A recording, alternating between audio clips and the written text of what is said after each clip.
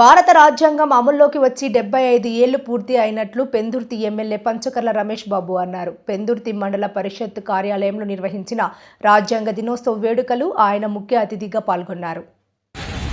Doctor BR Ambedkar గారు రాజ్యాంగాన్ని రచించి 75 సంవత్సరాలు పూర్తయిన సందర్భంగా దేశవ్యాప్తంగా ఒక వేడుకలాగా ఈ 75 వసంతాల కార్యక్రమాన్ని రాష్ట్ర కేంద్ర ప్రభుత్వాలు నిర్వహిస్తూ ఉన్నాయి.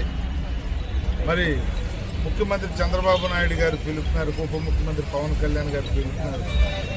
రాష్ట్ర వ్యాప్తంగా 175 నియోజకవర్గాల్లో పండుగలాగా ఆ మహాత్ముడిని స్ఫూర్తిగా తీసుకుని ఆ మహాత్ముడు రచించిన రాజ్యాంగాన్ని ఒక బైబిల్ లాగా, ఒక ఖురాన్ లాగా, ఒక భగవద్గీత లాగా ముందుకు తీసుకెళ్తాం, దాన్ని శిరసావహిస్తామని చెప్పి తెలియజేసే కార్యక్రమమే ఈ 75 వసంతాల కార్యక్రమం. ఈరోజు దేశం ఇంత సురక్షితంగా సుభిక్షంగా ఉంది అంటే ఆనాడు డాక్టర్ అంబేద్కర్ గారు రాసిన రాజ్యాంగం అన్ని వర్గాల ప్రజల్ని సంతృప్తిపరిచి ప్రపంచవ్యాప్తంగా మేధావులందరూ కొనియాడే విధంగా మరి ఈ రోజుకి కూడా 75 వసంతాలు పూర్తయిన రాజ్యాంగం మనకు స్ఫూర్తిగా ఉందంటే భవిష్యత్తును దృష్టిలో పెట్టుకుని ఆ మహానుభావుడు రచించిన రాజ్యాంగం ఇది. ఆ మేధావికి ఘనంగా నివాళులర్పిస్తూ మీరిచ్చిన స్ఫూర్తితో ఈ రాజ్యాంగాన్ని కాపాడుకుంటాం, ముందుకు తీసుకెళ్తాం.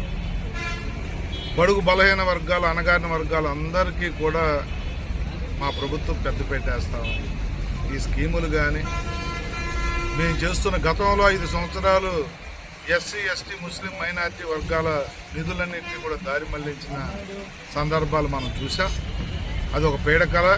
చంద్రబాబు నాయుడు గారి నాయకత్వంలో ఈ రాష్ట్ర ప్రభుత్వం ఆ వర్గాలన్నింటినీ కాపాడుకుంటూ అణగారిన వర్గాలని వెలికితీసి వాళ్ళందరి హక్కుల్ని కాపాడే విధంగా రాజ్యాంగంలో పొందుపరిచిన అన్ని అంశాలను కూడా తూచా తప్పకుండా అమలు చేసే తెలుగుదేశం, జనసేన, బీజేపీ, ఎన్డీఏ ప్రభుత్వం శిరసావహిస్తుందని ఆ మహానుభావుడికి మాటిస్తూ ముందుకు సాగుతామని చెప్పి తెలియజేస్తూ వారికి ఘనమైన నివాళులు అర్పిస్తారు. దప్పదప్పాలుగా చర్చలు చేస్తామన్నారు మేధావులతో కానీ ఆ వర్గాలతో కానీ. ముఖ్యమంత్రి గారు ఎప్పుడూ కూడా ఏ వర్గానికి అన్యాయం చేసే వ్యక్తి కాదు చంద్రబాబు నాయుడు గారు. ఆయన అపారమైన అనుభవంతో ఒక మంచి నిర్ణయం తీసుకుంటారు.